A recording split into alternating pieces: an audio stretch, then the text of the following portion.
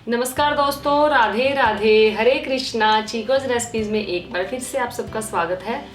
तो काफ़ी टाइम से आप लोग बोल रहे थे कि मैम आपने जो कान्हा जी की नई ड्रेस ली थी, नई पोशाक उनकी ली थी, वो पहना के जरूर दिखाइएगा कि वो पोशाक पहनकर कैसे लगती है। और वैसे भी होली के बाद आपको लड्डू गोपाल जी के जो दर्शन हैं नहीं करवाए हैं, और आप लोगों के काफ़ी मैसेज आ भी रहे हैं कि मैम लड्डू गोपाल जी को दिखा तो दो।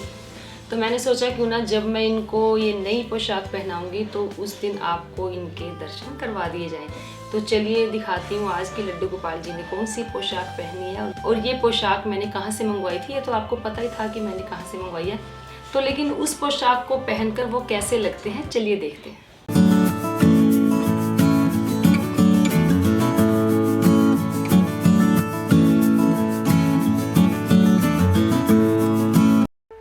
सब्सक्राइब करें चीको रेसिपीज़ को और बेल आइकन को टैप करें मेरी हर वीडियो सबसे पहले देखने के लिए। तो चलिए दिखाती हूँ कि ये पोशाक पहनी हुई गोपाल जी के कैसी लगी है। तो श्रृंगार तो इनका डेली किया ही जाता है, क्योंकि डेली स्नान होता है, तो गोपी चंदन से श्रृंगार भी इनका रोज़ किया जाता है। और ये देखिए, मैंने आपको दिखाया ही था कि जैसी इनकी पोशाक थी वैसी ही इसके साथ मुकुट लगा लो, टोपी लगा लो या कुछ भी लगा लो, ये बनी बनाई आई थी। और ये आपने देखा है कि इनके पहनी हुई कितनी सुंदर लग रही है। तो ये है इनकी पोशाक। चोली इसकी अलग से है, मैंने दिखाई ही थी आपको। और ये देखिए, ये पोशाक मुझे इनके बहुत सुंदर लगी है। और ये नीचे इन्होंने पहनी हुई है धोती, धोती में लगी हुई है फ्रिल, जो कि बहुत ही सुंदर लग रही है। और ये देखिए, पीछे से भी पूरी कवर है और आगे से भी पूरी तरीके से ये जो धोती है कवर है। और ये देखने में भी बहुत सुंदर लग रही है, और पहनाई हुई भी ये बहुत ही सुंदर लग रही है। मुझे लगा नहीं था कि पहनाना इसको आसान होगा और पहनाने के बाद ये इतनी सुंदर लगेगी, लेकिन वाकई पहनाने के बाद ये बहुत ही सुंदर लग रहे हैं। और ये है इनकी टोपी, मैं दोबारा से पहना के दिखाती हूँ आपको। ये देखिए, और एक सेम पोशाक मैंने ये मंगवाई थी, बस थोड़ा कलर डिफरेंस है। तो बाकी देखिए पोशाक सेम ही है, फ्रिल इसमें भी सेम वैसे ही बनी हुई है, ये भी पहनाई हुई वैसे ही लगेगी। तो ये देखिए गोपाल जी इस पोशाक में कितने सुंदर लग रहे हैं। और थोड़े से आप लोगों के सवाल थे, तो हर बार सवाल जवाब वाली वीडियो में तो आपके देती हूँ जवाब, लेकिन सोचा क्यों ना चलो फिर से एक अलग से वीडियो बनाकर आप लोगों को दे दी जाए। तो ठाकुर जी बैठेंगे यहीं पर, गोपाल जी को यहीं बिठा देती हूँ मैं चौकी पर ही। और आपका जो एक दो सवाल हैं जो ज़्यादा ज़रूरी के हैं वो दे देती हूँ। तो सबसे ज़्यादा आप लोगों के सवाल ये थे कि मैम पीरियड्स आते हैं तो इनकी सेवा कैसे की जाए, यानी कि मासिक धर्म जब आपको आता है तो उस दौरान जो इनकी सेवा है वो कैसे की जाएगी। तो अभी पीछे मैं किसी महान संत के प्रवचन भी सुन रही थी, वो इसी विषय पर बोल रहे थे।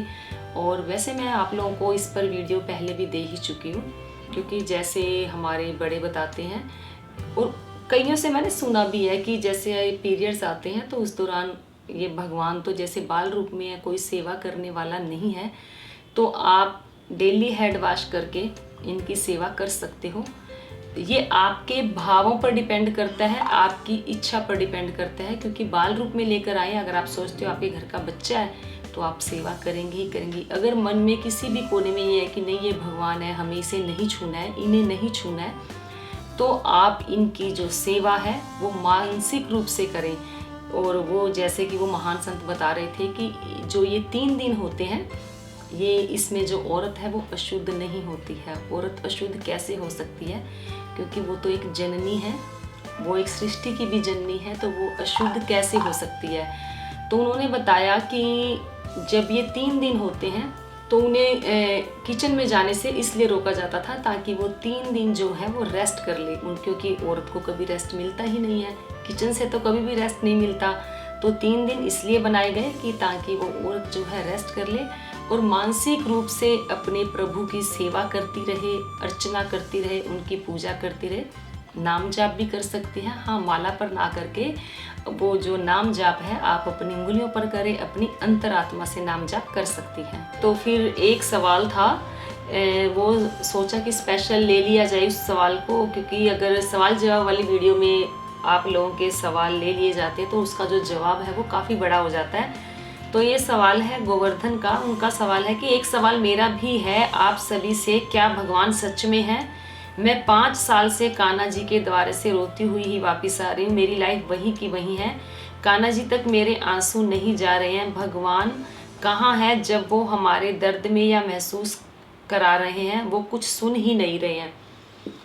तो जी देखिए, आपने कहा कि भगवान क्या सच में है? तो जी भगवान सच में है, क्योंकि जब आप खुद बोल रहे हैं कि मैं वहाँ जा रही हूँ, तो कहीं ना कहीं किसी कोने में आपके मन में उनके लिए आस्था है।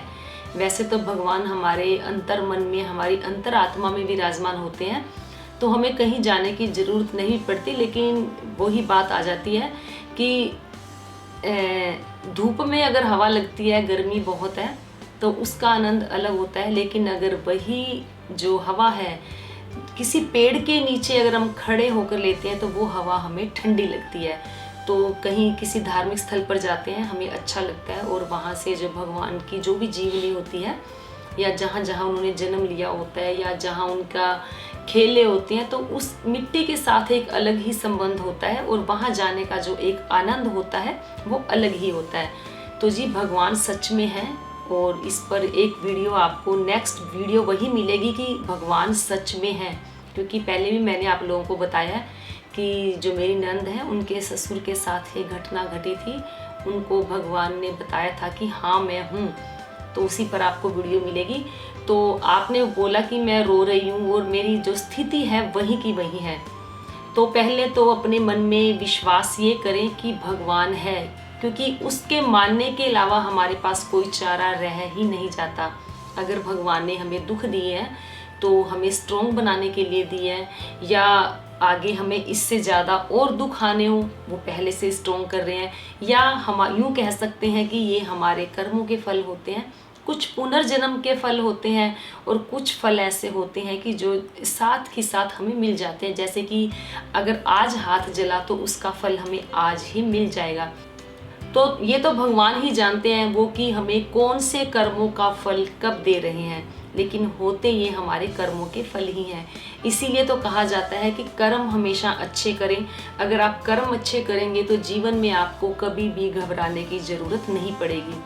दूसरी बात ये कि आप कह रहे हो कि मुझे रोती हुई ही वापस आती हूँ, तो जी आप अपने परमात्मा पर, अपने भगवान पर इतना भरोसा रखें कि आपको रोना आए ही ना, और आपको ये लगे कि मेरी जो आज ये स्थिति है वो आज नहीं तो कल वो ठीक करेंगे ही करेंगे। तो फिर देखना जो आपके बिगड़े हुए काम है वो कैसे बनने शुरू हो जाते हैं। जैसे कि एक छोटा बच्चा होता है, उसको माँ या उसके पापा हवा में उछालते हैं तो बच्चा फिर भी हंसता ही रहता है, जबकि गिरने के चांसेस होते हैं, लेकिन बच्चा फिर भी हंसता है। क्यों? क्योंकि उसकी अपनी माँ और बाप के अंदर इतना विश्वास होता है कि वो मुझे गिरने नहीं देंगे, वो मुझे उठा लेंगे। तो ठीक उसी तरह आपका भी अपने परमात्मा के अंदर इतना दृढ़ विश्वास होना चाहिए कि मैं कहीं भी फंसूंगा या फंसूंगी, कहीं भी गिरूंगा तो जो मेरे परमात्मा है वो मुझे उठा लेंगे। लेकिन उसके लिए आपको परमात्मा के प्रति विश्वास करना बहुत ज़रूरी है। अगर आप रोते हैं, अगर आपको दुख आया, आप रोते हैं, तो समझो आपने अपने प्रभु पर शक किया है कि पता नहीं मेरा काम बनेगा या नहीं बनेगा। तो जी हर स्थिति में अपने आप को खुश रखें।